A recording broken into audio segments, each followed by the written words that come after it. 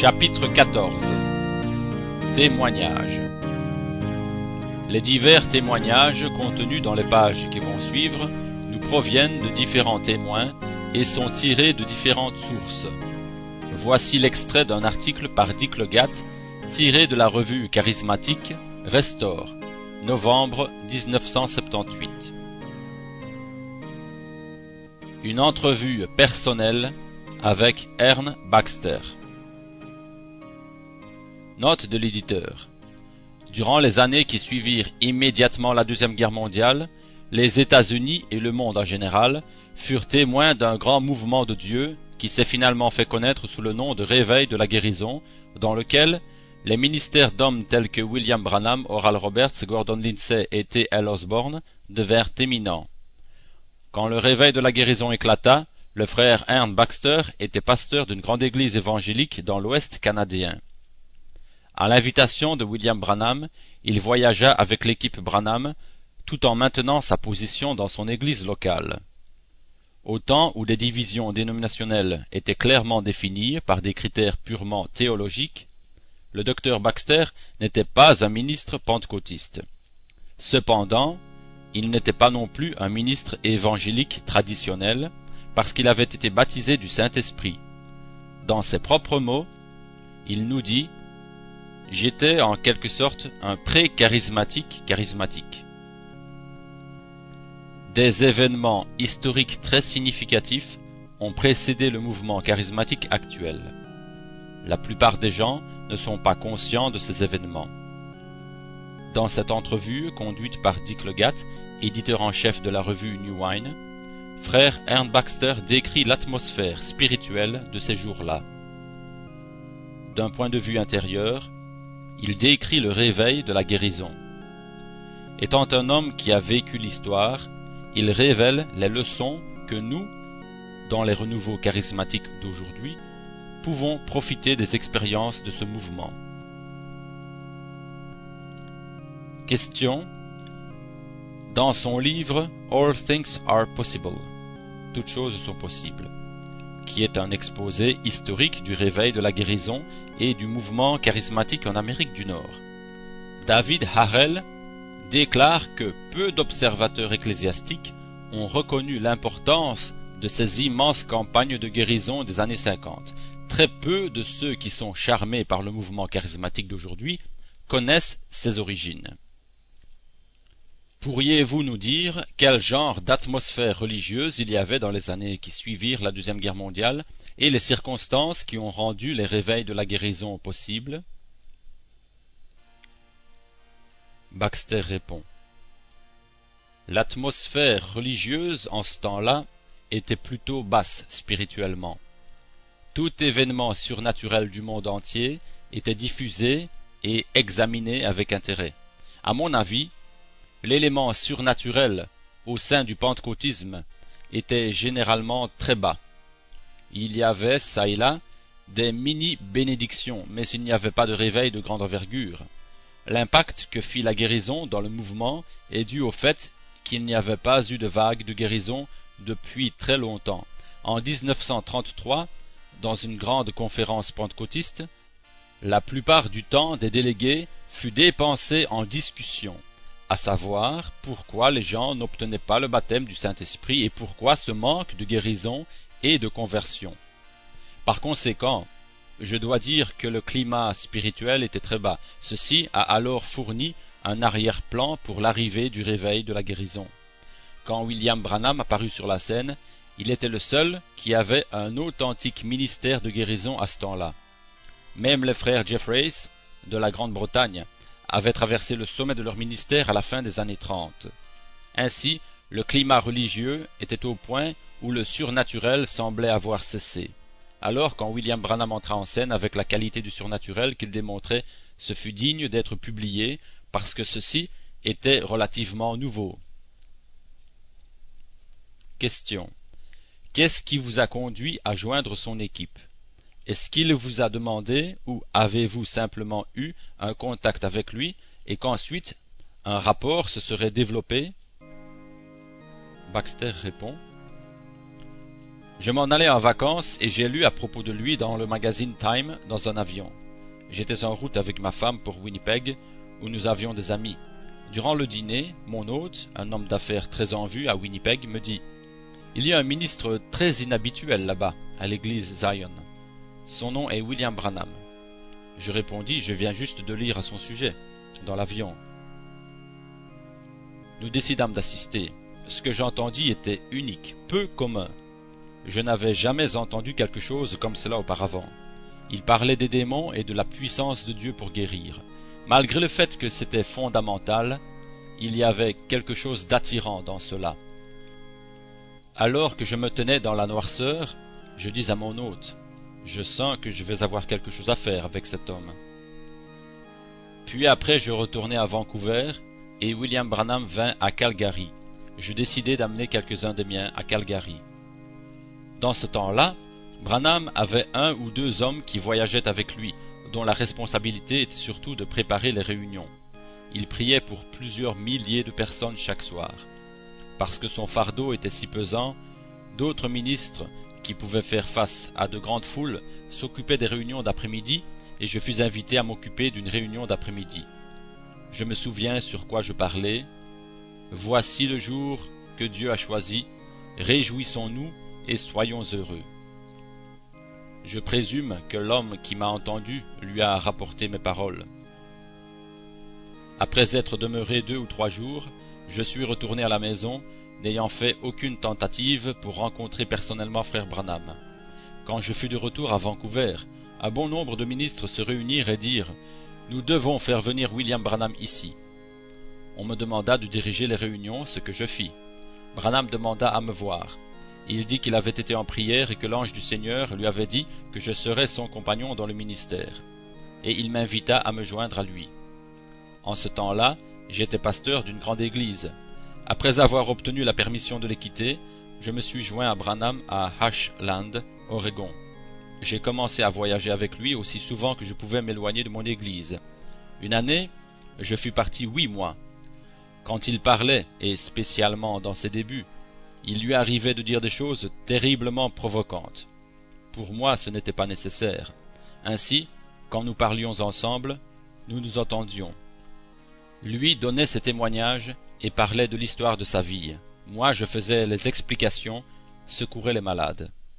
J'ai été avec Branham de 1947 jusqu'à ce que je doive le quitter aux environs de 1953-54. Frère Bosworth s'associa plus tard et se chargea de quelques réunions. Question. Pourriez-vous brièvement décrire le ministère de Branham ou quelques-uns des points culminants de ce qui l'amena sur la scène nationale? Baxter répond. William Branham avait une parole de connaissance extraordinaire. Avant de prier pour une personne, il donnait des détails précis concernant la maladie de la personne, ainsi que des détails sur sa vie, son domicile, ses activités, et même des choses faites très loin dans son enfance. Branham n'a jamais commis une seule erreur avec cette parole de connaissance durant toutes les années que j'ai été avec lui. Ceci couvre, en ce qui me concerne, des milliers de cas. L'utilisation de cette parole de connaissance a commencé par un phénomène dans sa main. Il prenait la main d'une personne dans la sienne. Immédiatement, dans la partie la plus épaisse de sa main, à la base du pouce, il y avait une manifestation précise, selon la maladie ou le besoin. J'ai vu ce phénomène tant de fois que j'ai commencé à les apprendre, au point que je suis devenu capable de les reconnaître. La tuberculose était d'un rouge légèrement rosé, le cancer était un rouge vif dans lequel une partie du pouce nous donnait l'impression de surgir comme une vague. Question. Est-ce que c'était visible à ce point? Baxter répond. Oui, vous pouviez le voir. Cela l'amenait à donner des paroles précises qui contenaient des détails exacts concernant la personne. Il n'a jamais failli et cela faisait un énorme impact. Aussi Branham introduisait sa forme de délivrance à ce moment-là. Il chassait les esprits, ceci rendait les grandes congrégations très sensibles à la présence des forces démoniaques. Il y avait beaucoup de prudence. Par exemple, il insistait pour que l'audience incline leur tête durant l'exorcisme de peur que les esprits entrent dans d'autres personnes. tout son ministère était si nouveau et si puissant au temps où je l'ai rencontré en 1947 que son courrier était immense. Plusieurs des guérisseurs qui suivirent reçurent alors leur initiative de lui.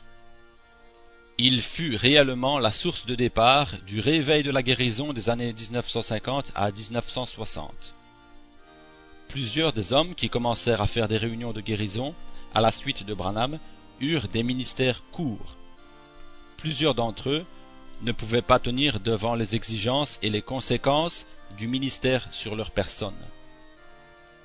Ce que ceci engendra fut incroyable. Beaucoup de personnes ne connaissaient pas la guérison ou même s'il existait quelque chose de surnaturel. Le ministère atteignit et toucha les gens des dénominations. Ce fut de cette façon très efficace. Les gens se souciaient de leur corps. Ainsi, ils parcouraient certains des centaines et d'autres des milliers de miles. Il était difficile de contrôler les flatteries et les louanges. C'était quasiment comme l'expérience de Paul et Barnabas quand ils furent considérés comme des dieux descendus du ciel. Question. Pourriez-vous nous raconter quelques-uns des temps les plus mémorables passés avec lui et les événements que vous vous rappelez encore clairement? Baxter répond. Eh bien, d'essayer de me rappeler ou de choisir quelques événements extraordinaires avec William Branham est quelque chose de difficile parce que ce n'était qu'un défilé continu du surnaturel. À une occasion, nous étions dans les États du Sud. C'était une réunion dans un grand auditorium. Le premier ou le deuxième soir que frère Branham était là, un homme vint dans la ligne de prière. Il le regarda et dit « Monsieur, je vois que vous êtes venu dans cette ligne ce soir pour me prendre en défaut. De fait, je vous vois hier soir dans une chambre assis avec 4 autres ministres. Vous êtes un ministre de telle et telle dénomination. » Puis il leva son doigt en direction du balcon et dit « Ces 4 hommes qui sont assis là-haut sont vos amis, et vous avez comploté contre moi hier soir de quelle façon me tromper. J'étais pour vous dire ce qui n'allait pas avec vous, et vous étiez pour le nier. » Ils se détournèrent et s'enfuirent du bâtiment. Une fois avec lui en Afrique du Sud, un grand nombre de gens religieux rejetèrent le ministère de la guérison et créèrent une vraie opposition. Il y avait un homme dans la réunion qui était intéressé. Il était de cette dénomination qui s'était soulevé contre nous très fortement. Comme il retournait chez lui, cet homme sentit une main à l'arrière de sa chemise, se retourna et ne vit personne. Quand il arriva chez lui, il enleva sa chemise et trouva l'empreinte d'une main à cet endroit, comme si un fer chaud avait laissé son empreinte sur la chemise. La chemise fut montrée le jour suivant dans le journal. Une fois, à Des Moines, Iowa, un missionnaire de South Seas se tint devant frère Branham. Il venait juste d'arriver chez lui par avion parce qu'il souffrait d'une maladie très grave. Frère Branham commença par ces paroles. « Oh, vous êtes un missionnaire et vous venez juste de prendre l'avion aujourd'hui. » Et il donna le nom de l'avion dans lequel l'homme était venu. À ce point-là, la foule entière jubila. Question. Est-ce que Branham avait eu des contacts avec des hommes qui l'avaient précédé comme Smith Wigglesworth ou les Jeffreys? Ceci aurait-il pu inspirer son ministère? Baxter répond. J'ai vérifié très soigneusement ce fait à cette époque. Branham n'avait aucun lien direct avec le pentecôtisme en rapport avec son don. Chez lui, il n'y avait pas eu de vie spirituelle profonde, mais il m'a raconté des histoires qui montraient que ce don a été avec lui depuis son enfance.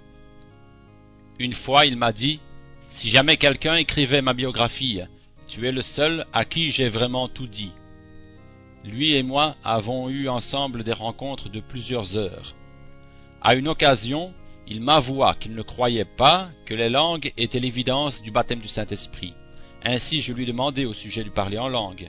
Il me répondit qu'il avait été dans une mission pentecôtiste et avait demandé à Dieu « Seigneur, ces gens semblent être les seuls qui accepteront mon don.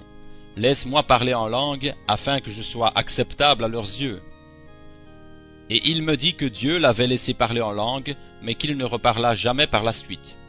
Cela a semblé être son initiation au pentecôtisme, et apparemment, il l'aurait accepté à cause de cela. Très peu de gens connaissent cette version. mais je la mentionne parce que, au fur et à mesure que son don devenait apparent, et alors qu'il vieillissait, il s'apercevait que les gens pentecôtistes étaient probablement les seuls qui le recevraient. Il était relativement un homme illettré, et n'avait pas beaucoup lu. C'était un grand chasseur et ses habiletés relevaient d'une grande adresse naturelle et intuitive. Je l'ai questionné au sujet de bien des gens. Il ne connaissait pas le docteur Charles Price, qui avait eu un ministère de guérison dans les années 1920-1930, pas plus que bien d'autres que je lui ai mentionnés. Je ne vois donc pas qu'aucune inspiration pour son ministère ne soit venue de ces hommes du début, et certainement pas en ce qui a trait à son don, parole de connaissance. Il n'y avait apparemment aucun modèle auquel il aurait pu se modeler. Il semblait simplement sortir d'une toute nouvelle source. Il était un missionnaire baptiste, alors sa tradition ne l'aurait jamais amené dans l'histoire du pentecôtisme. Question. Comment fut-il reçu par les gens des années 50?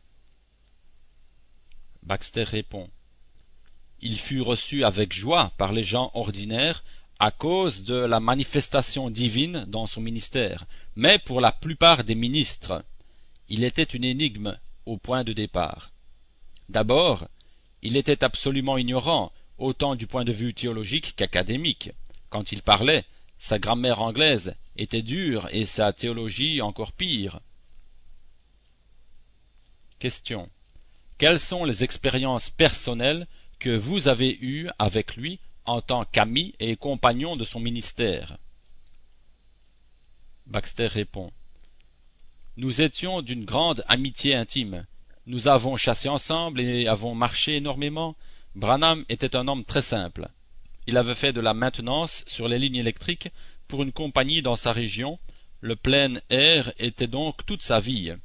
Ainsi, nous marchions et parlions ensemble. Nous étions de vrais amis. Question. Qu'est-ce qui a mis fin à ce monde du réveil de la guérison divine? Et qu'est-ce qui a amené le déclin du ministère de William Branham et des autres semblables à lui? Baxter répond. Eh bien, le mouvement de la guérison débuta avec une démonstration aussi spectaculaire que les hommes impliqués dans cela durent faire face à des problèmes majeurs sans précédent. Les hommes se voyaient soudainement introduits dans des ministères très éminents et surnaturellement très frappants pour les yeux. Plusieurs d'entre eux ne purent pas contrôler cela. Un des aspects tristes du mouvement de la guérison fut de voir les naufrages et les dépressions nerveuses infligées à certains. Les hommes ne pouvaient pas supporter la pression et les tentations personnelles. En plus de cela, un nombre d'éléments fanatiques furent associés à cela, tels que exagération, faux reportages, fausses déclarations. Dès le début du mouvement de la guérison, j'ai vu cela apparaître. Les guérisseurs ne pouvaient pas se rassembler de façon significative. Ils ont eu des rencontres ensemble, mais elles n'ont pas été signifiantes. Ils ont commencé à publier les statistiques exagérées et compétitives sur la grandeur de leur tente, des assistances, des résultats et encore. En ce temps-là, Gordon Lindsay, qui était toujours en rapport avec Branham, commença le magazine Voice of Healing. Parce que j'étais immanquablement impliqué avec Branham, on me demanda de contribuer et j'écrivis un article selon mes convictions intitulé « Maudites soient les comparaisons charnelles », dans lequel je soulignais qu'il y avait une bonne proportion de corinthianisme, voir Corinthiens 3, 1 à 10. Et je disais que si quelque chose n'était pas fait pour remédier à cela, que ce mouvement se détruirait lui-même. Question. N'y a-t-il pas encore aujourd'hui quelques guérisseurs, entre guillemets? Baxter répond. C'est vrai. Alors que j'observe les choses progresser, je vois que les gens essayent encore de promouvoir ce genre d'activité qui fut si éminent dans le passé. Mais de ma position, comme étant l'un de ceux qui ont témoigné de la qualité, de la profondeur et de l'efficacité de cette grande vague du début des années 50, ceci est loin d'être comparable à ce temps-là. Un ministère incomparable. Dans son livre All Things Are Possible, toutes choses sont possibles, David Harrell Jr., professeur d'histoire à l'université d'Alabama, parle longuement de ce réveil de la guérison. Voici son appréciation. Le réveil de la guérison, qui fit éruption en 1947, amena un groupe d'hommes dont on n'aurait jamais soupçonné l'existence dans des positions de renommée mondiale. Deux hommes apparurent au premier rang. Ces deux géants du réveil de la guérison furent William Branham et Oral Roberts. Ils avaient des personnalités passablement différentes, mais ils se reconnurent mutuellement comme étant les premiers conducteurs du réveil. La plupart des participants du réveil considérèrent William Branham comme étant son initiateur. De ces réunions massives en 1947 se propagèrent les témoignages de centaines de miracles et de merveilles. Branham semble être considéré comme un conducteur sans pareil. Ses prédications étaient hésitantes et d'une simplicité à peine croyable, mais William Branham devint le prophète d'une génération. Ce petit homme d'âge moyen, humble, les yeux perçants, tenait ses audiences figées avec ses récits de ses constantes communications avec Dieu et les anges. Soir après soir, devant des milliers de croyants émerveillés, il discernait les maladies des malades et les prononçait guéris. Le deuxième géant de la guérison divine fut Oral Roberts. Le succès de Roberts était aussi prévisible que celui de Branham était imprévisible. Ce jeune homme avait à peine 29 ans lorsqu'il débuta son ministère. C'était un jeune homme d'Oklahoma, grand, beau, bien versé dans les nuances de la théologie pentecôtiste et de l'adoration. Roberts devint rapidement l'aristocrate du réveil. Fils d'un ministre pentecôtiste, il avait donc des connaissances collégiales et était un homme d'un immense bon sens. Pour des millions de spectateurs américains au début de l'usage de la télévision, ces réunions tenues dans une grande tente ont semblé sans ordre et frustrantes, et pourtant elles étaient des modèles convenables et décents dans le contexte pentecôtiste. L'habileté d'organisateur combinée à son talent ont fait d'Oral Roberts un homme de premier rang dans le réveil.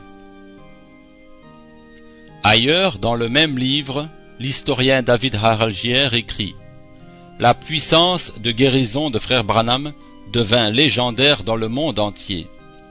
Des témoignages continuels circulaient qu'il ressuscitait les morts. Déjà en 1949, frère Branham avait oint y prié sur des milliers de pièces de tissu qui avaient été envoyées de par le monde entier. L'équipe Branham n'avait aucun problème financier. Gordon Lindsay fait remarquer que plusieurs évangélistes devaient battre les gens pour obtenir des fonds, mais que dans les réunions de Branham, la seule chose qu'on faisait était de prélever une offrande. Dans les années 50, le champ missionnaire fut rempli d'une foule de guérisseurs charismatiques. Mais le nom de Branham inspirait le respect, même des nouveaux venus les plus audacieux. La réputation de Branham était clairement reflétée par les honneurs qu'il obtenait d'Oral Roberts, cet évangéliste énergique et talentueux, qui, graduellement, dominait le réveil. Roberts respectait profondément Branham. Il estimait comme une photographie rare celle qui avait été prise durant sa visite dans une campagne de Branham à Kansas City en 1948.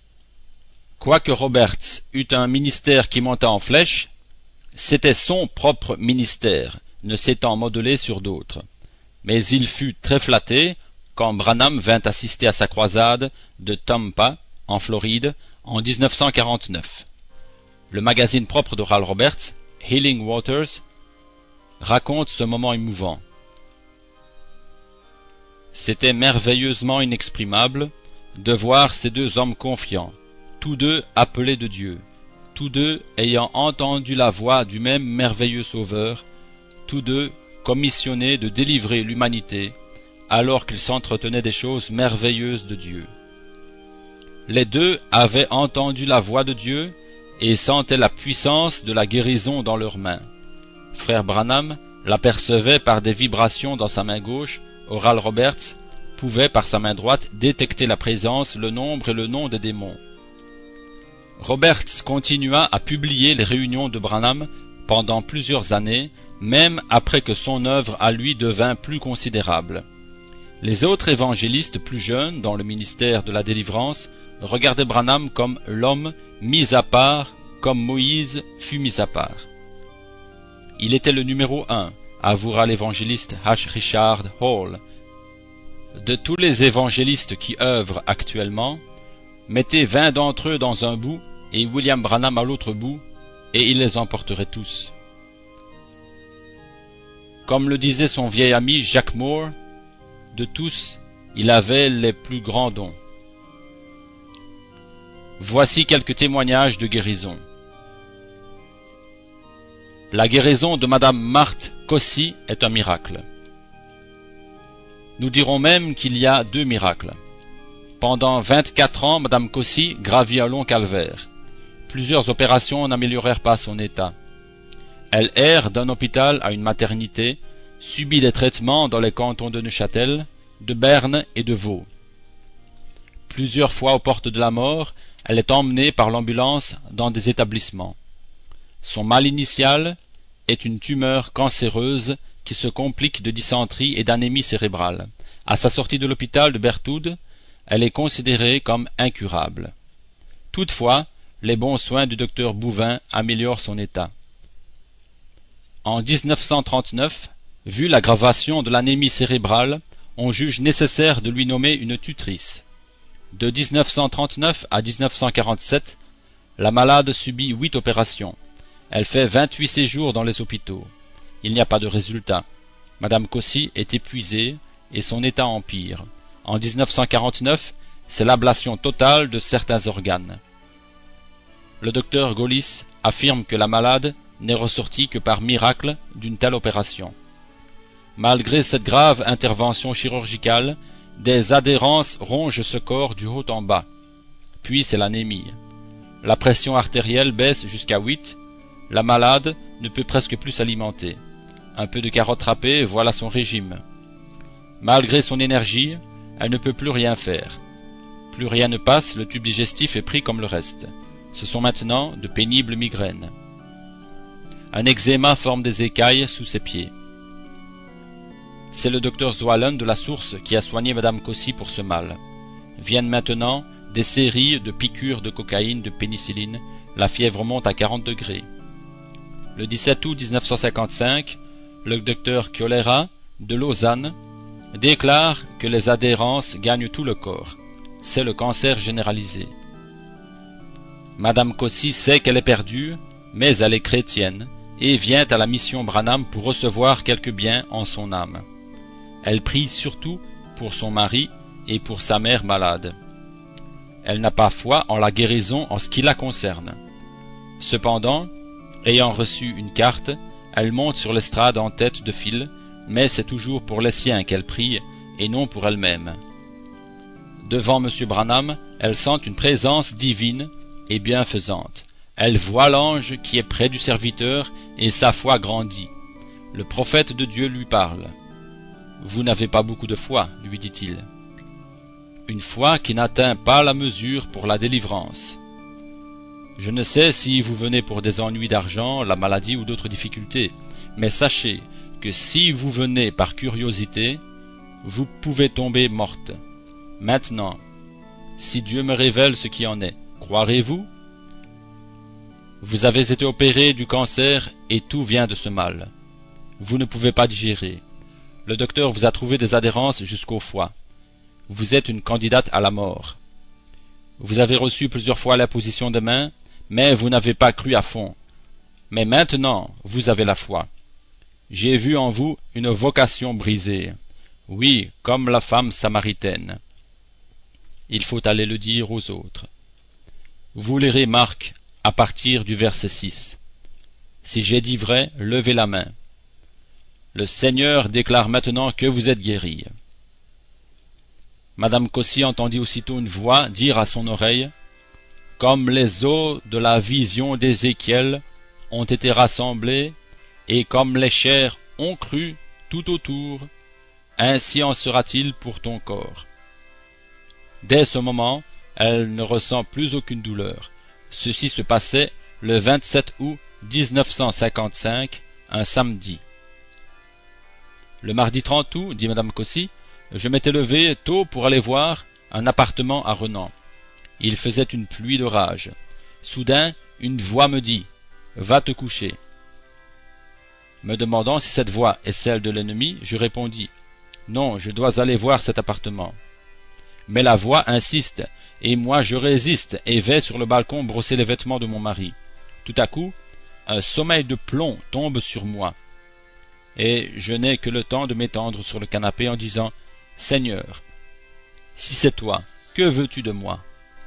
J'entendis: « Dors. » C'est ce que je fis de 7h50 à 9h, sentant toutefois qu'un travail s'opérait dans mon ventre. À 9h, je me sens comme sanglé sur une table d'opération. Malgré cela, je lutte contre cet engourdissement, tenant à mon idée: je dois aller à Renan. Je le redis mentalement. La même voix qui m'avait parlé sous la tente répète les mêmes paroles concernant les eaux desséchées de la vision d'Ézéchiel, en ajoutant: « Si tu étais éveillé, tu souffrirais trop. » Je dormis profondément jusqu'à 10h. En m'éveillant, je me sentis très bien, sauf une lourdeur et des crampes à la jambe droite. Comment expliquer que je pris à 2 mains cette jambe tant de fois percée de piqûres et m'écriai: « Au nom du Seigneur, sors de là !» Puis je me suis levé tout à fait guéri. Depuis ce grand miracle qui fait l'étonnement de beaucoup, bien des choses nouvelles se sont passées pour Madame Cossy. Non seulement elle a repris 13 kilos et a un grand appétit, mais le Seigneur a fait pour elle un second miracle. Par l'ablation des organes internes, il était impossible qu'elle eût un enfant. 2 médecins ont constaté que la matrice avait repoussé, et Madame Cossy est enceinte de 6 mois. Devant de telles merveilles, nous ne pouvons que nous incliner et dire: à Dieu soit toute la gloire. Voici le témoignage de Madame Mariette Vanneau, avenue du Mont Blanc 12, Lausanne. C'est à l'âge de 5 ans que je fis une chute du pont d'une grange. Je restai faible, ayant les reins douloureux. Une seconde chute ne fit qu'aggraver mon état. C'est à partir de ma 15e année que les douleurs devinrent intenables. De nombreux médecins de Lausanne m'ont examiné et soigné. J'ai été entre les mains d'excellents chiropraticiens. Les traitements étaient douloureux et je ne voyais pas de progrès. Les piqûres, l'extension, la suspension par la tête, la gymnastique, rien ne me soulageait. Il y a 3 ans, un médecin me certifia que si j'abandonnais les traitements, ce serait la paralysie à brève échéance. Malgré tout cela, je gardais la foi en la guérison, et si ce n'était le soutien du Dieu que j'invoquais, jamais je n'aurais pu supporter tant de maux. C'est le jeudi 25 août que se passa le miracle. Je pensais que devant tant d'autres misères, je n'avais pas le droit de demander une carte de prière. Le soir, cependant, j'en reçus une. Je n'y inscrivis que mon nom sur l'estrade. M. Branham eut la vision de ce qui m'était arrivé dans mon enfance. Il dit: « Cette dame, qui a belle apparence, est cependant malade de la colonne vertébrale. Je vois une petite fille qui tombe. Puis elle fait une seconde chute dans une grange. C'est de là que vient le mal. » Après que M. Branham eut prié, en m'imposant les mains, je fus radicalement guéri. Gloire au Seigneur. Alléluia. Voilà ce qu'écrit une personne des Diablerets. Il y a 20 ans, je fis une mauvaise chute. Les conséquences en furent longues et douloureuses. J'étais au lit paralysé, l'arthrite ayant fait son œuvre. Les médecins ne pouvaient rien pour moi. Une chiropraticienne m'a bien soigné et je pus à nouveau marcher et travailler. Je vins écouter M. Branham. Non seulement je suis complètement guéri, mais Jésus m'a sauvé et je le loue de tout mon cœur. Je remercie frère Branham de m'avoir aidé à trouver une foi ferme et vivante. Avec mon mari, nous allons maintenant vivre heureux jusqu'au jour où Dieu notre Père nous recueillera. Monsieur Favre, de Renan, travaillait dans une entreprise de terrassement. Il fut mouillé, prit froid, une pleurésie s'ensuivit de là. C'était le 26 août 1953. La maladie évolua en polyarthrite au dernier degré. Les traitements au Bénervin et à la pénicilline eurent un résultat. Pendant 6 mois, je ne souffris pas, dit-il, mais en 1954, les choses s'aggravèrent. Je suivis un traitement de 2 mois à l'hôpital Nestlé à Lausanne. L'enflure et la douleur nécessitaient l'emploi de nombreuses pilules, jusqu'à 34 par jour. Rentré à la maison, la descente fut rapide. Le docteur Brutin, de Renan, fit l'impossible pour me tirer de là à grand renfort de vitamines. Le mal empira. La paralysie atteignit même les mâchoires. Aussi était-ce une torture de manger presque rien. On n'osait presque plus me toucher. J'étais recroquevillé dans mon lit, je souffrais atrocement et perdais le sommeil. Un médecin de Lausanne m'avait condamné et je n'avais plus qu'à attendre la fin. Une petite espérance me restait. Dieu.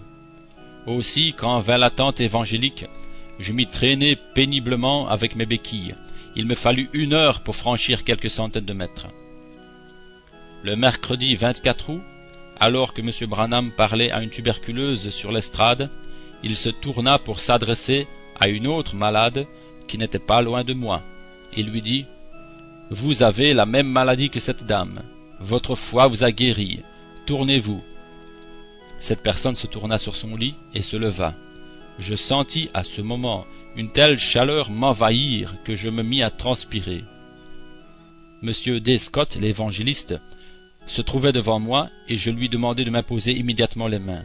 Aussitôt après, je me levai et marchai, traînant mes béquilles, puis les mettant sur mes épaules, je sortis de la tente et rentrai chez moi. De jour en jour, les forces me reviennent. Je ne souffre plus, je mange, je marche, et je bénis le nom du Seigneur qui m'a guéri. Ce cas magnifique mérite d'être décrit avec certains détails, car il présente un concours de circonstances tel qu'on est poussé à reconnaître que cette guérison était dans le plan de Dieu. Après quelques mois de maladie, mademoiselle Messerly fut hospitalisée au début de 1948 et transférée successivement, pendant 3 ans et demi, dans les hôpitaux d'Aarau et de Berne, puis dans des sanatoriums à l'Aisin et à Montana pour traitement d'appendicectomie, de tuberculose dans le ventre et de péritonite. Ayant pu reprendre partiellement le travail, elle fit en mai 1951 une grave rechute et dut pour la 2e fois séjourner à l'Aisin, mais cette fois pour tuberculose osseuse à la colonne vertébrale, spondylite. Après 22 mois de lit, elle réapprend péniblement à marcher, sans toutefois pouvoir s'asseoir. Malheureusement, elle fait une seconde rechute. Alitée pendant 1 an à l'Aisin et après 1 année et demie à l'hôpital Thieffenau à Berne pour la spondylite dont elle souffre, elle subit en outre plusieurs interventions chirurgicales ainsi que d'innombrables traitements destinés à calmer sa souffrance. En août 1955, son état se résume comme suit. Impossibilité de s'asseoir et de se lever. Forte douleur physique intermittente. La malade est soutenue moralement par divers travaux manuels artistiques qu'elle peut exécuter tout en étant couchée. Au début de 1955, mademoiselle Messerly reçut de 2 sources différentes le livre William Branham, un homme envoyé de Dieu. Elle se mit avec plusieurs de ses amis à prier quotidiennement pour sa guérison, ignorant pourtant que Dieu enverrait son serviteur en Suisse. C'est ainsi que l'annonce de l'arrivée de William Branham trouva des âmes prêtes. D'autre part, lors des visites qu'il lui faisait régulièrement, elle se confia à ce sujet au conducteur spirituel de son église, l'évangéliste Landeskirche. Mis à part un enchaînement de faits tels qu'on ne peut que s'émerveiller de la précision avec laquelle Dieu prépare ses plans jusque dans les moindres détails, il est remarquable de constater l'autorisation spontanément accordée par l'hôpital d'emmener mademoiselle Messerly pour 2 jours, à condition qu'elle fût transportée couchée. C'est ainsi qu'elle fut amenée à Renan pour la première fois le mardi 23 août. Cette soirée, étant réservée par M. Branham à l'étude de la guérison divine, mademoiselle Messerly, qui est de langue maternelle allemande, put se former l'oreille et s'habituer à la traduction anglais-français. L'acheminement de sa foi devait trouver la plénitude le lendemain soir, bien qu'elle ne pût obtenir une carte de prière et n'avoir, de ce fait, aucune chance d'être mise en présence de M. Branham. Le 24 août, à 22 heures environ, tandis que M. Branham parlait à une malade sur l'estrade, il se retourna subitement et regarda mademoiselle Messerly. Il l'interpella une première fois et lui dit « Vous qui venez de prier, mettez-vous sur le côté droit et continuez à prier pour que Dieu vous aide. » Au bout de quelques instants, se détournant à nouveau de la personne sur le podium, il s'adressa une deuxième fois à mademoiselle Messerly en ces termes « Vous n'êtes pas d'ici, et cette langue n'est pas la vôtre. Vous venez de Berne, de l'hôpital, et vous souffrez de tuberculose dorsale. Les médecins ont tout fait pour vous. Votre foi vous a sauvé. Soyez fidèles au Seigneur Jésus. Levez-vous et prenez votre lit. » Ceux qui avaient amené mademoiselle Messerly sur un brancard se hâtèrent alors de la dégager de son sac de couchage, et ce fut un moment émouvant pour toute l'assemblée de voir la jeune fille se lever et se tenir debout sans aucun secours, nu-pieds, vêtue d'une longue chemise de nuit. Comme le bruit d'une grande vague, le murmure de la foule parcourut la tente en voyant ce miracle s'accomplir. Ayant été autorisée à revenir le lendemain soir, mademoiselle Messerly put rendre témoignage de ce que Dieu avait fait pour elle la veille. Dès ce soir-là, elle ne ressentit plus aucune douleur dans le dos et put marcher aussi bien que ses jambes affaiblies par des années d'alitement le lui permirent au début. Il convient d'ajouter ici qu'elle était une malade sans moyens financiers, dépendant entièrement de l'assistance sociale et de l'autorité médicale. C'est pour cette raison qu'elle retourna à l'hôpital à Berne, où elle resta en observation durant 2 mois, et qu'elle séjourna ensuite à l'Aisin pour convalescence jusqu'en mars 1956. Au cours de ces 6 mois, les radiographies se révélèrent toujours meilleures, si bien que les médecins reconnurent cette guérison comme extraordinairement rapide. Qu'y a-t-il de plus réconfortant pour les malades que d'entendre le témoignage vivant de la puissance de Dieu apporté par mademoiselle Messerly? Actuellement, c'est-à-dire après 8 ans de maladie, elle se prépare pour une nouvelle profession lui permettant de gagner sa vie. Nous trouvons dans ce cas magnifique l'accomplissement de la guérison divine, telle qu'elle fut expliquée les 2 premiers soirs à Renan. C'est le germe de la maladie qui est tué lors de l'intervention de Dieu, et il faut ensuite que l'organisme reconstitue la partie atteinte.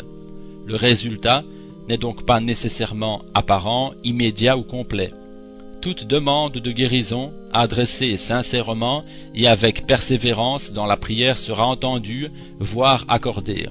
Parfois, tant que la souffrance est salutaire, notre Père céleste retarde son intervention. Mais durant l'épreuve, il ne refuse pas sa bénédiction. Voici d'autres témoignages tirés de la brochure « Avez-vous peur du cancer ?» Il y a 4 ans que le frère Branham, poussé par le Saint-Esprit, est entré dans l'hôpital municipal de Phoenix et a prié pour Wilma Baggy, qui mourait de tuberculose. Wilma Baggy vit et a été guérie par la puissance de Dieu, qui a rendu la vie à des cellules mortes. Mais ce n'était que le début des bénédictions que Dieu allait répandre sur Wilma Baggy. Peu de temps après, son mari fut atteint d'un cancer à l'estomac et était dans un état désespéré. Un peu plus tard, des douleurs dans la poitrine de Wilma Baggy révélèrent un cancer qui s'étendit dans tout son corps. Son avenir était sans aucun doute très sombre, et pourtant la maladie frappa encore plus fort. Sa petite fille de 6 ans tomba malade et dut être examiné très sérieusement. Les médecins dirent « Votre fille est atteinte de leucémie et elle ne pourra pas vivre très longtemps. » Une mère, un père et une fille, tous frappés de maladies graves. Puis il y a 2 ans, frère Branham vint à Phoenix, et Wilma Baggy, très malade, vint à la réunion et vint devant lui à l'appel de sa carte de prière. Ce soir-là, frère Branham lui parla de sa maladie, et de celle de sa petite-fille, et aussi de celle de son mari. Dieu répandit sur eux ses bénédictions du ciel, et ils furent guéris tous les 3. Il y a très peu de temps, j'ai eu la très grande joie de parler à Wilma Baggy et à sa petite-fille. Elles resplendissaient toutes 2 de santé, et elle me dit que son mari était également guéri. Écrivez-lui, elle sera heureuse de vous dire comment elle a reçu la prière du prophète de Dieu, et comment elle a été guérie. Son adresse est Madame Wilma Baggy, 1407, South 21 PL Phoenix, Arizona. Voici maintenant l'histoire de Hattie Waldrop, 1701 East Glendale Avenue, Phoenix, Arizona, telle qu'elle m'a été racontée. Elle m'a rempli le cœur de foi et de courage, et je veux que vous la connaissiez. En la lisant, votre cœur aura la paix et une sensation de victoire. Je veux vous saluer au nom de notre Seigneur et vous parler de ma guérison survenue il y a 10 ans, alors que j'assistais couchée, mourante, sur une civière, à une réunion de frères Branham. Je fais cet effort pour aider tous ceux qui souffrent du cancer. Pendant 26 ans, j'avais souffert par intermittence d'une douleur au côté droit, juste au-dessus de la hanche. En 1957, je commençais à avoir des périodes pendant lesquelles je ne pouvais garder aucune nourriture, pas même de l'eau. Plus tard, j'ai eu des périodes pendant lesquelles je n'arrivais pas à me rassasier et mangeais tout le temps. Un jour, je vis une annonce dans le journal local, faite par un certain docteur de la ville, offrant de vous examiner au rayon X pour la modique somme de 5 $. Mon mari me dit d'aller le voir, que peut-être il pourrait découvrir la maladie dont je souffrais. Donc le lundi suivant, j'étais chez le docteur pour me faire examiner. Le docteur ne fut pas du tout satisfait de ce qu'il vit et demanda à mon mari de venir de bonne heure le lendemain matin. Le matin suivant, nous vînmes à 10 heures et le docteur nous dit que j'avais une grave entérite et qu'il pensait pouvoir me guérir en 6 semaines. Nous fûmes d'accord. Le traitement consistait à faire circuler pendant 1 heure de l'eau à une température légèrement supérieure à celle du corps dans le côlon et quelquefois pendant plus longtemps. Vers la fin de la 2e semaine, je m'évanouis sur la table et quand le docteur et l'infirmière me ranimèrent, je demandai « Ai-je un cancer ?» Le docteur répondit « Oui, ma pauvre dame. Pourquoi avez-vous attendu si longtemps pour vous faire soigner ?» Quand le docteur découvrit ceci, il me fit un autre examen au rayon X, et l'examen montra que le côté droit du côlon transversal tenait comme par des fils. Il demanda qu'un autre docteur vienne m'examiner, mais je refusai, car j'avais peur qu'il m'emmène à l'hôpital, et je ne voulais pas y aller. Il me dit alors qu'il y avait des médecins en ville qui pourraient m'opérer et m'enlever la partie inférieure de mon estomac, mais que je mourrais d'ici 20 jours. Je n'avais rien à faire que de rentrer chez moi et attendre. J'allais de mal en pis et devais prendre des pilules pour soulager la douleur qui augmentait de jour en jour. Mais oh merci Seigneur, et aussi aux saints qui ont prié avec moi et pour moi pendant ces sombres jours si douloureux, comme ils sont restés à mes côtés pendant des nuits tandis que j'étais si basse. Le docteur augmenta la dose de calmant jusqu'à ce que mon cœur commence à réagir aux effets du violent narcotique. Puis je dus prendre des médicaments pour le cœur et pour réagir contre l'empoisonnement. Un dimanche matin, une sœur dans le Seigneur vint dans notre petite maison. Elle m'appela Ma, comme tout le monde m'appelait à l'église. Elle m'apprit la nouvelle que frère Branham venait en ville et me parla du don de guérison que Dieu lui avait donné, et comment il priait pour les malades. Elle dit, « Il vient à Phoenix, Ma, et je sais que tu vas être guéri. Je t'en prie, tiens bon encore 11 jours jusqu'à ce qu'il soit là. » Ce sont les propres paroles de mon ami. Le docteur avait dit à mon mari que la prochaine attaque grave serait fatale et qu'il s'y prépare. Je le savais. Après 11 jours, frère Branham commença ses réunions dans l'église de frère Outlaw. La première réunion eut lieu le 2 mars 1947 et la première église était tellement pleine qu'ils durent transférer la réunion dans un endroit plus vaste. Je suis allé à la réunion dimanche soir, mais il y avait tellement de gens devant moi qui avaient besoin de prière que je n'ai pas été appelé. Le lendemain soir, ce fut la même chose, mais frère Branham dit qu'il prierait pour les malades mardi matin à 10 heures. De bonne heure, le mardi matin, je rangeais des affaires dans la cuisine, et une voix me dit « Cours pour ta vie !» J'appelai une sœur qui avait passé la nuit avec nous, et je lui dis « Nous devons... »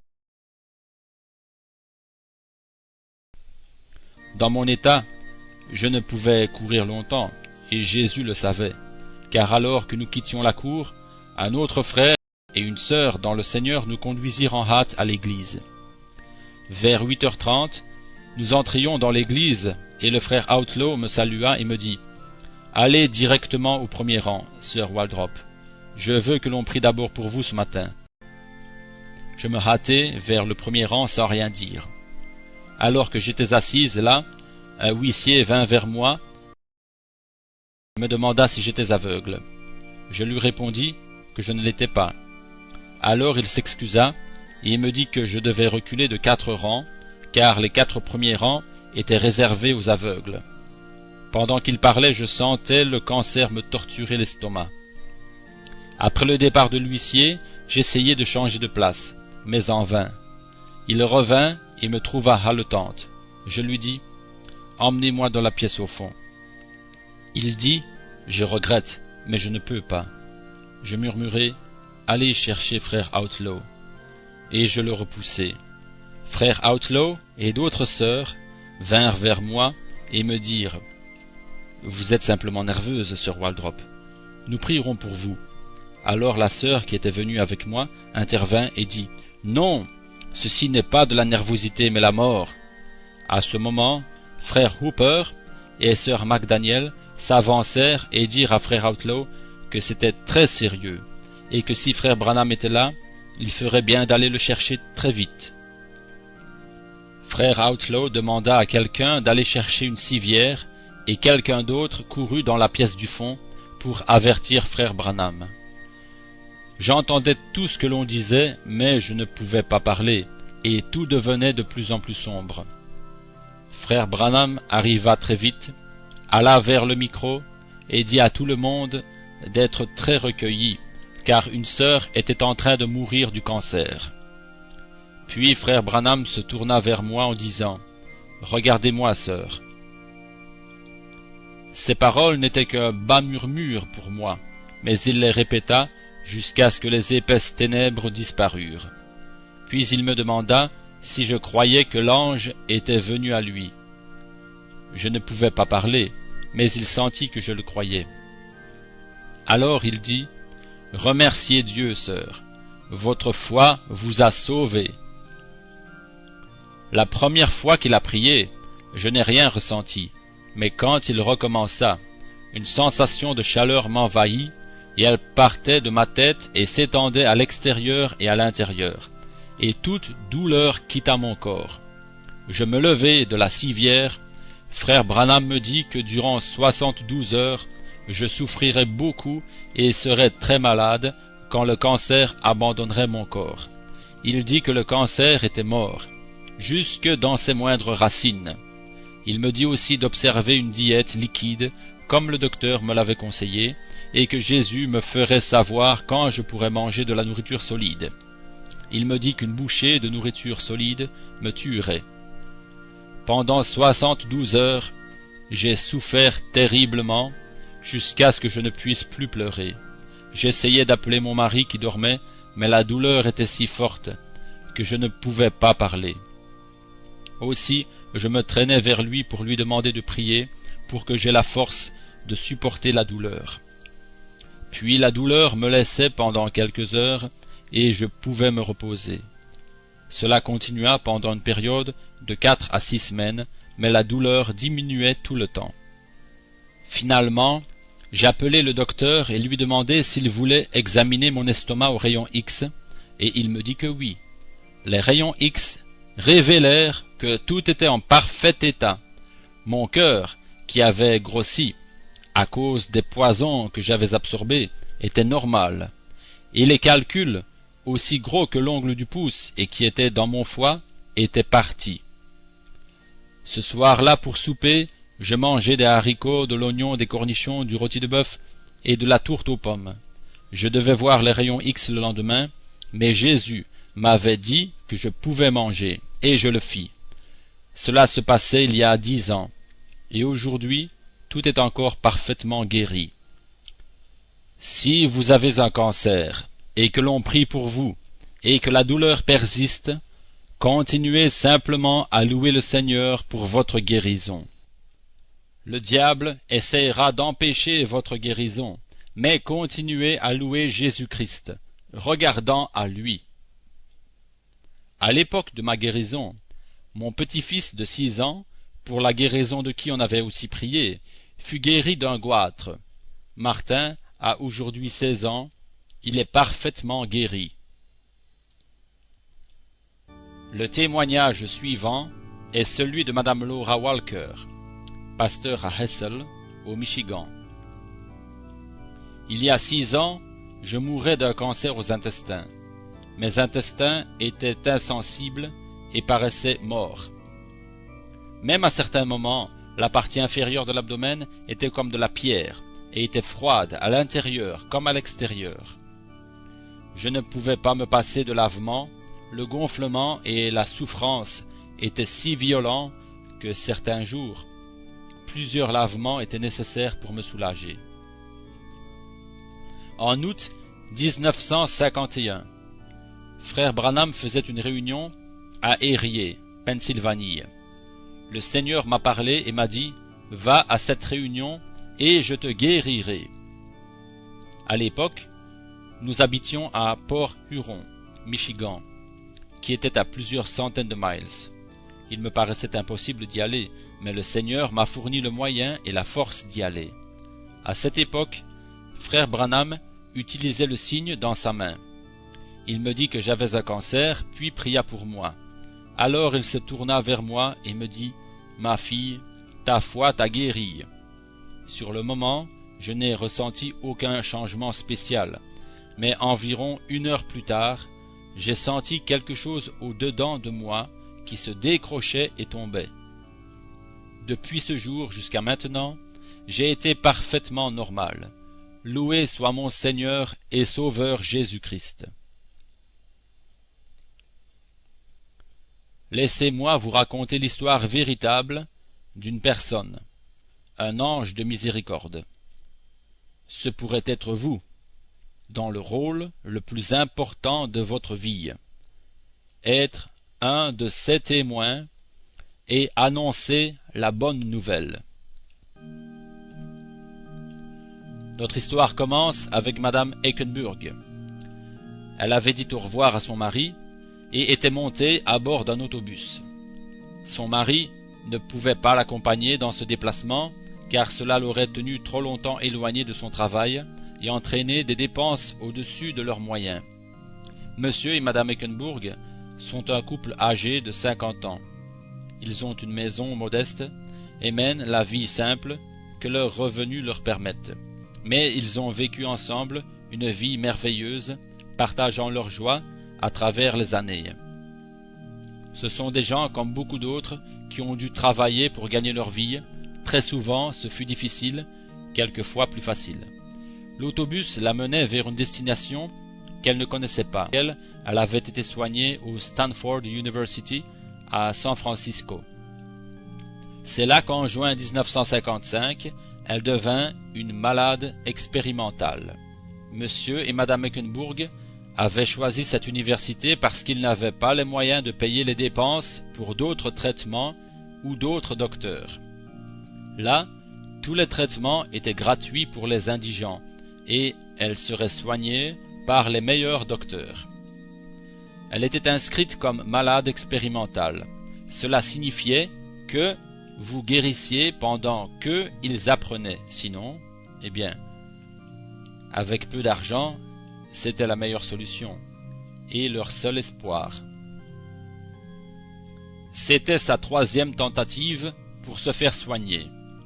Dans son cas, il n'y avait pas d'opération possible car les docteurs lui avaient dit que le cancer était trop profondément enraciné et avait attaqué le foie et d'autres organes de son corps. Quand ils avaient voulu l'opérer précédemment, elle avait fini par dire non. Elle ne le voulait pas. Ainsi, son premier rendez-vous suivant était en janvier, peu de temps après les premiers jours de l'année. Madame Eckenburg annula ce rendez-vous apparemment sans raison, et quand son 3e rendez-vous fut fixé, elle partit aussitôt, car elle comprit que la douleur dans son corps et le développement du cancer ne lui donnaient pas le choix. Elle emmena avec elle une petite valise qu'elle enregistra pour le dépôt des autobus à San Francisco. Elle avait son billet et un peu de monnaie dans son portefeuille. Elle avait dit à son mari qu'elle n'aurait pas besoin de beaucoup d'argent, car elle allait directement au dépôt des autobus et de là à l'université. Son mari devait aller la chercher avec la voiture à sa sortie de l'hôpital. On était le 18 octobre et les docteurs devaient commencer l'expérience le lendemain.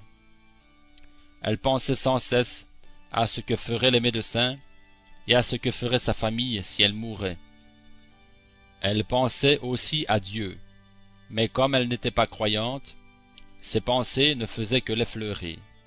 Mais pour avoir quand même un guide chrétien, elle décida de prendre son petit livre de prière avec elle.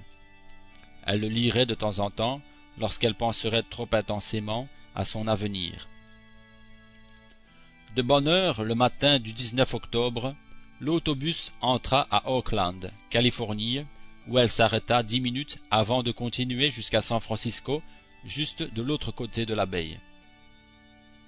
À l'arrêt de l'autobus, tous les passagers descendirent, et Madame Eckenburg, fatiguée du voyage, resta à sa place.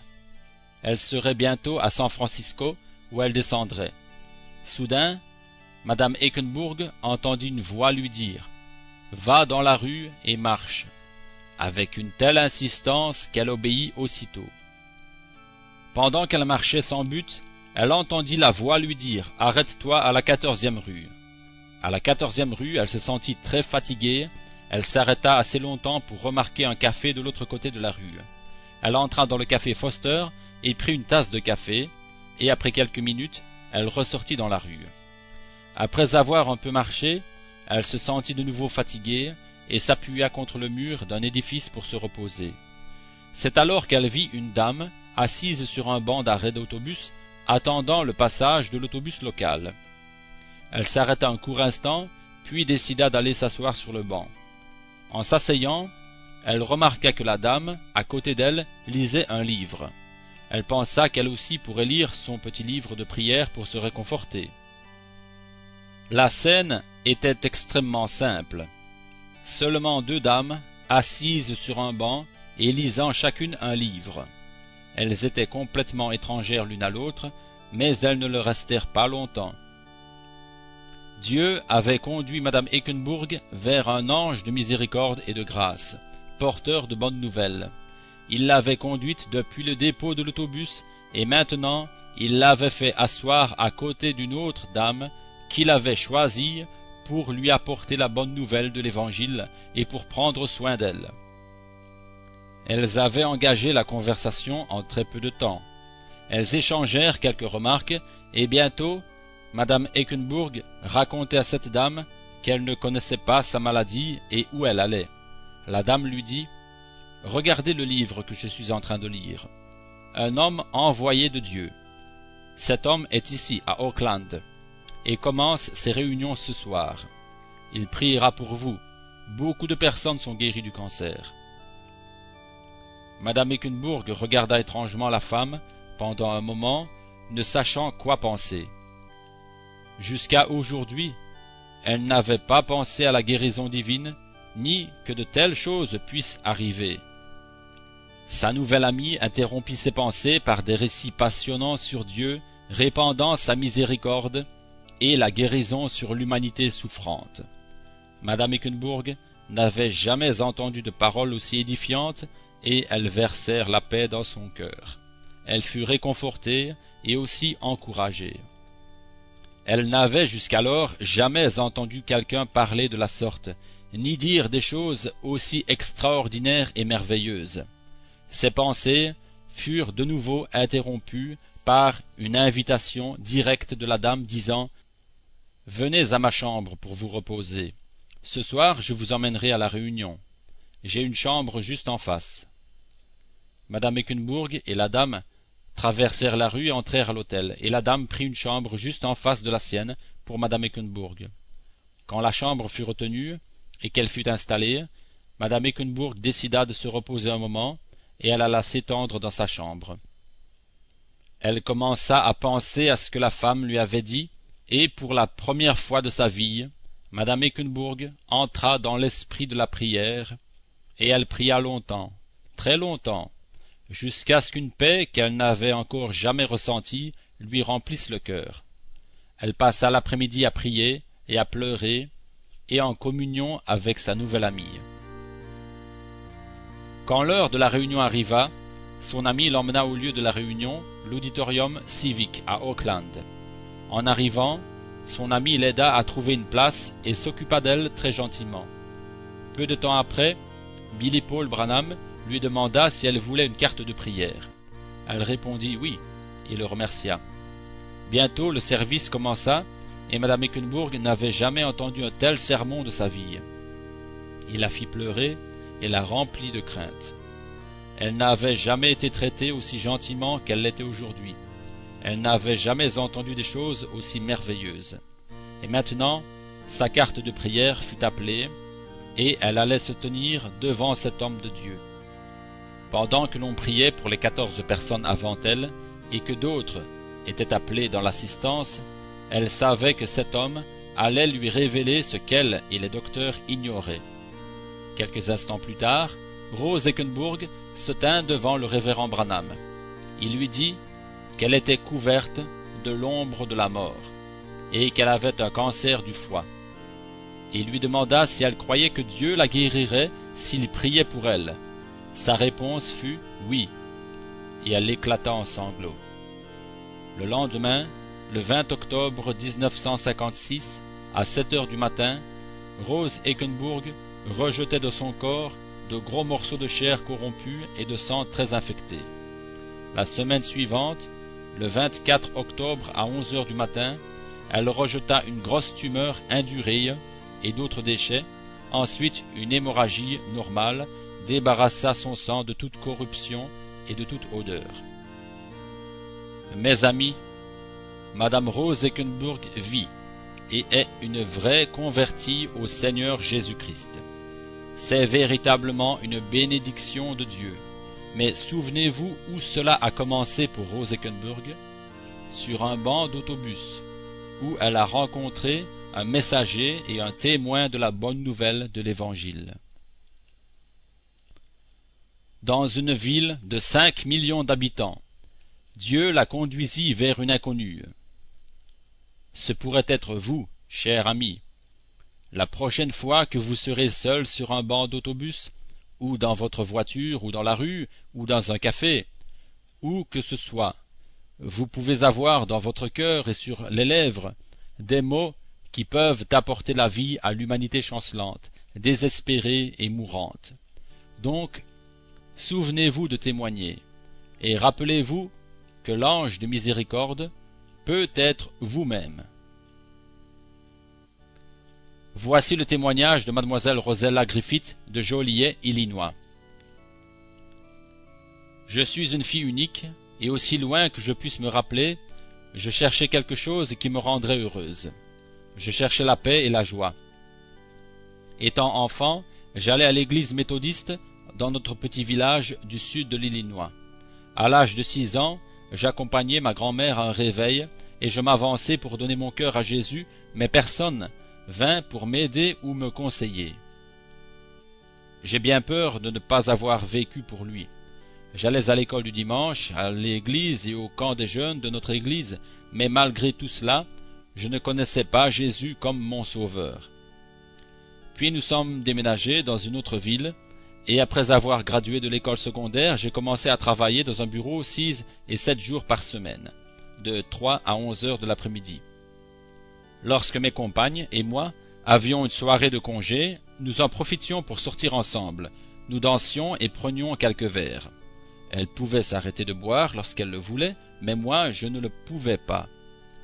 Je n'étais pas immoral, mais Dieu dit qu'un péché est aussi grave qu'un autre à ses yeux. Dans l'année 1949, j'étais une alcoolique incorrigible. Je ne voulais pas l'admettre même à moi-même. Mes parents voulaient m'aider, mais ils ne savaient pas comment venir à bout de moi, car ils ne buvaient pas. Dans mon cœur, je voulais être libre, et j'ai tout essayé pour me faire oublier la boisson, mais cela n'enleva pas l'habitude.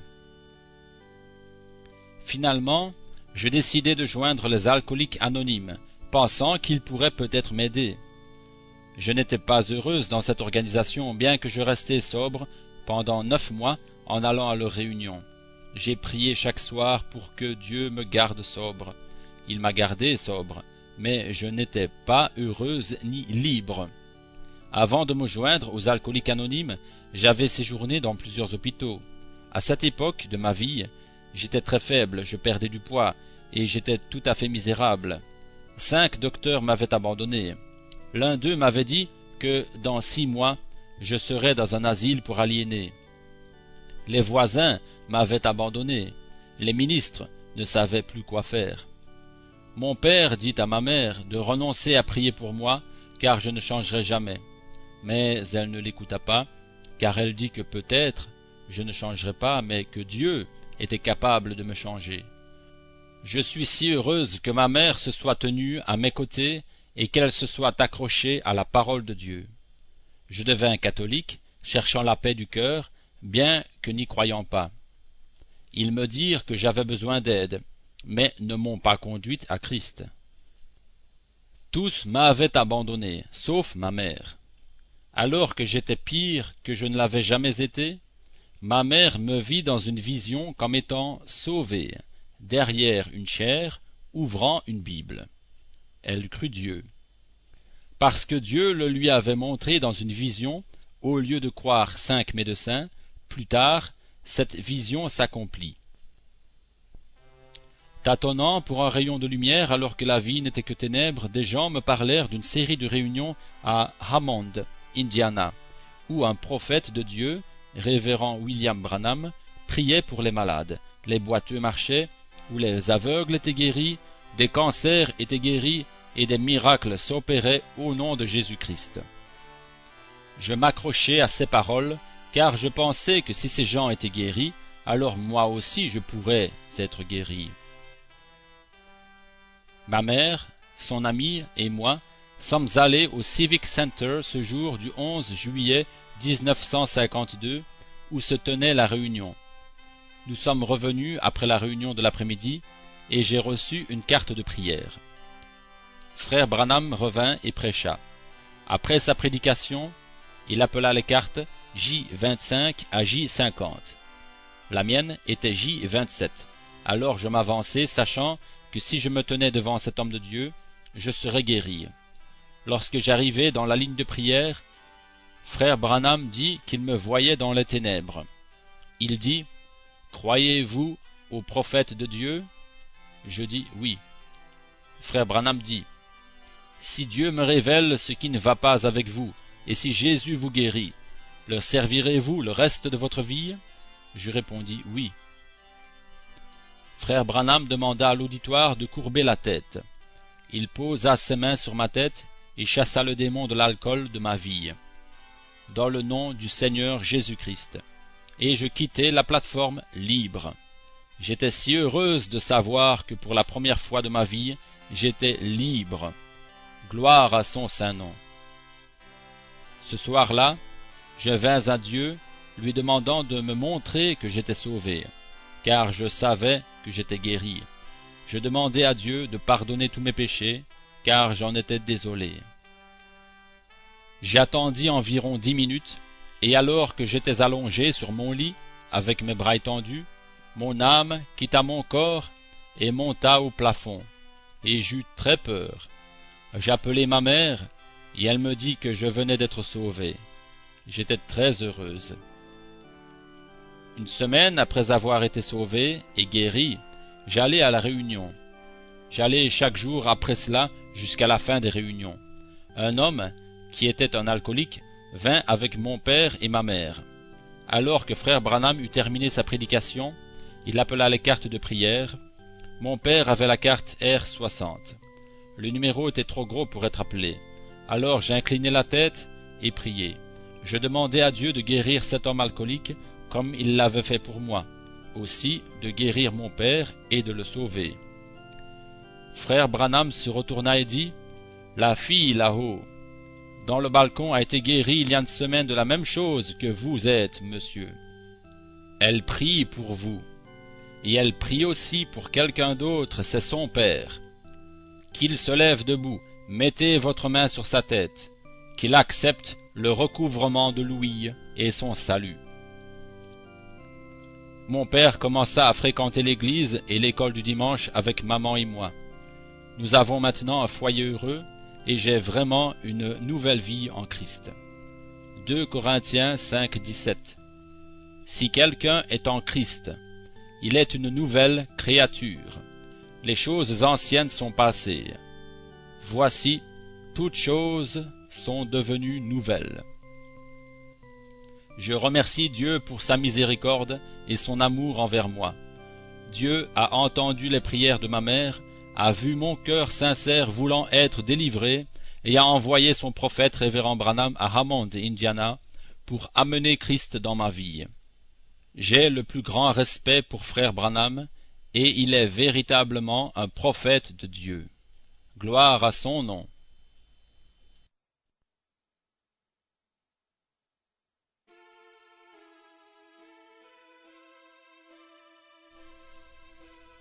Témoignage de Billy Paul Branham.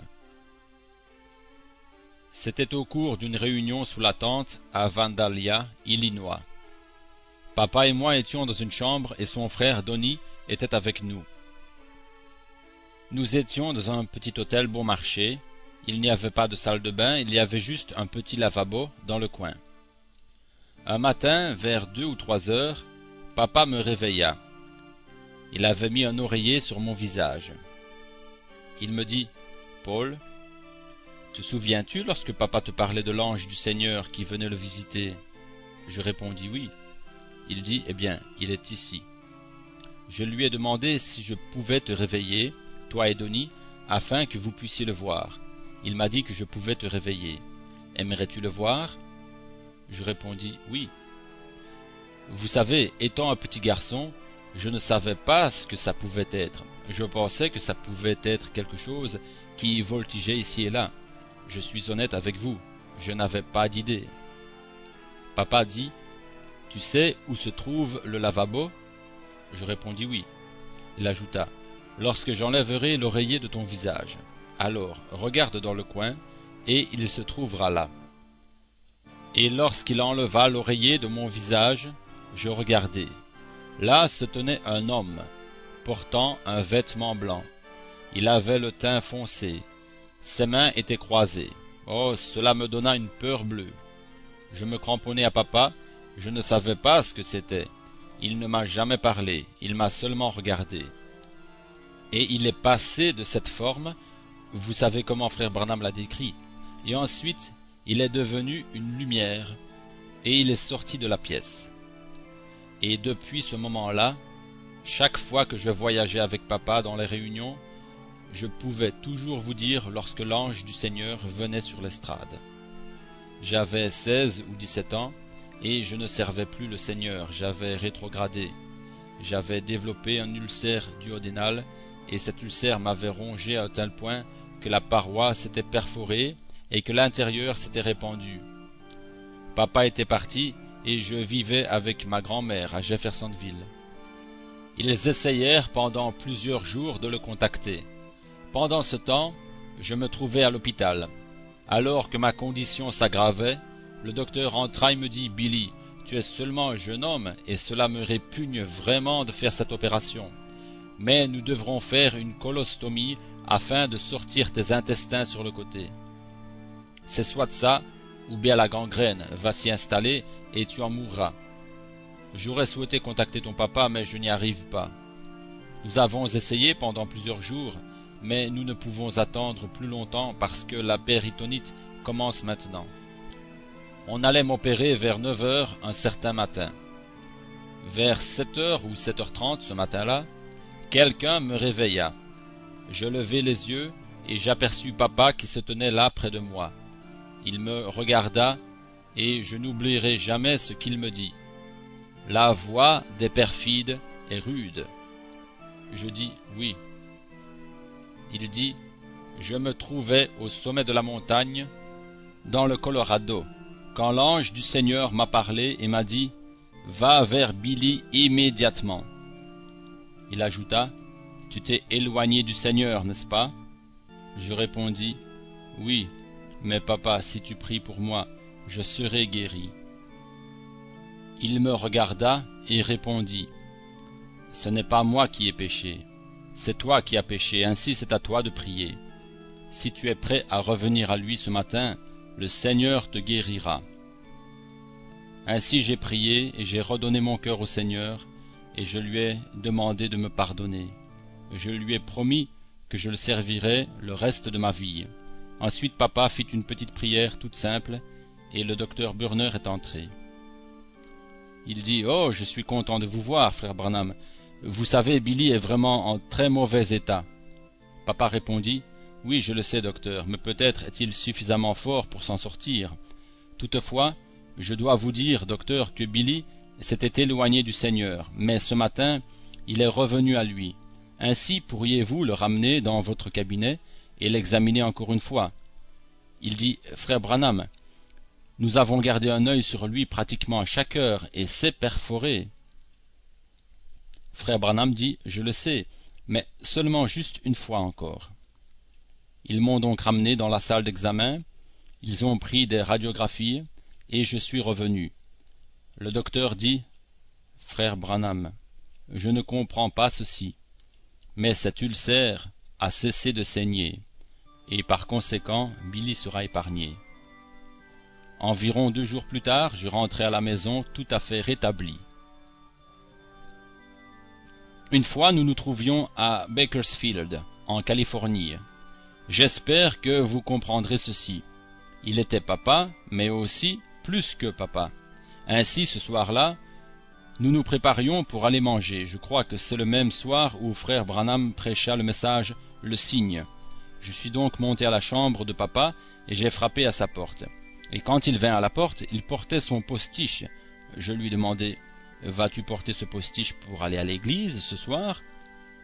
Il répondit, « Oui. » Je dis, « Eh bien, je ne vais même pas y aller. »« Mais où ne vas-tu pas aller ?» me demanda-t-il. Je répondis, « Je ne vais pas aller avec toi à l'église. » Voyez-vous une remarque stupide comme cela? Et tout à coup, il a changé.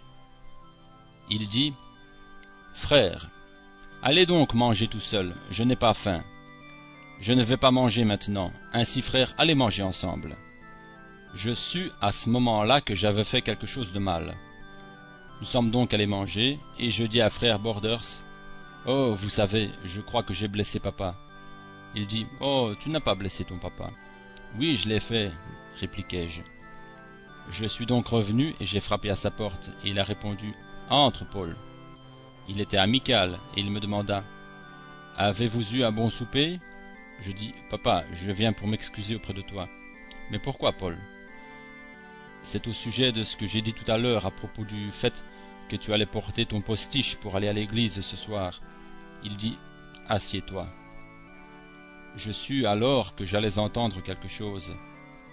Il continua, « Crois-tu que tu pourrais blesser papa ?» Je dis, « Mais je l'ai fait, papa. » Il dit, « Non, non, tu ne pourras pas blesser papa, peu importe ce qui arrive. Tu seras toujours mon garçon. tu ne pourrais pas blesser papa, mais cette chose à l'intérieur de moi que je ne peux pas contrôler n'a pas apprécié ce que tu as dit. Te rappelles-tu la fois où je prêchais au tabernacle? Je ne pouvais pas lire ma Bible, ainsi j'ai donc mis mes lunettes et j'ai commencé à lire les Écritures. Tu te souviens? C'était un des diacres de l'église. Ce frère est venu vers nous à l'extérieur, puis a commencé à me ridiculiser. Je te disais continuellement, il faut que nous partions d'ici. Ce frère disait, frère Branham, j'ai honte de vous. Vous prêchez la guérison divine et vous portez des lunettes. Frère Branham lui a répondu, mais je ne peux rien y faire, ma vue baisse et je ne peux simplement pas lire ma Bible. Et ce frère répétait continuellement, mais j'ai honte de vous. Frère Branham dit, mais je n'y peux rien, cela n'a rien à faire avec la guérison divine, je ne peux simplement pas voir. Et cet homme revenait toujours à la charge et papa disait, Billy, éloignons-nous, éloignons-nous. Et j'ai essayé par tous les moyens, mais cet homme continuait toujours à harceler. Papa me demanda, tu rappelles-tu ce qui est arrivé?